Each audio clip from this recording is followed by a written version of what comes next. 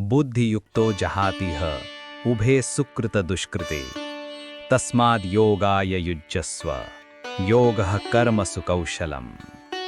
मित्रांनो, श्रीकृष्ण म्हणतात, जो मनाला स्थिर ठेवून कर्म करतो तो पाप आणि पुण्य या दोन्ही पलीकडे जातो. आपण नेहमी विचार करतो, हे कर्म केलं तर फळ मिळेल का? पण गीतेनं सांगितलं आहे की कर्माचं फळ नव्हे, कर्माचं शुद्ध हेतू महत्त्वाचा आहे. नमस्कार मित्रांनो, स्वागत आहे तुमचं अमोघ चॅनलवर. तुम्ही हा व्हिडिओ क्लिक केला याचा अर्थ तुम्हाला गीतेचा खरा अर्थ जाणून घ्यायची इच्छा आहे. मग चला या प्रसंगाचा आनंद घेऊया. श्रीकृष्ण अर्जुनाला सांगतात, कर्म म्हणजे केवळ कृती नव्हे तर एक योग आहे, ज्यात आपण निष्काम भावाने कार्य करतो, कोणतंही फळ न मागता.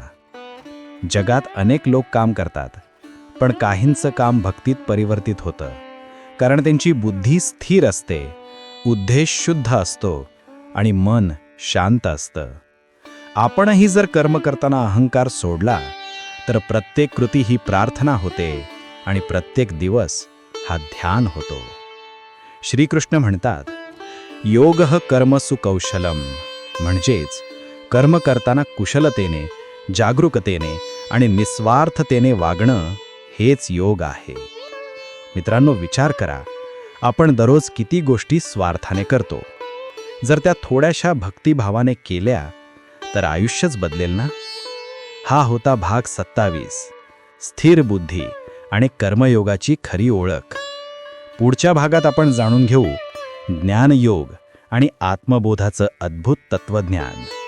पुढचा भाग नक्की पहा, फक्त अमोघ चॅनलवर, उद्या सकाळी 8 वाजता. जय श्री कृष्ण.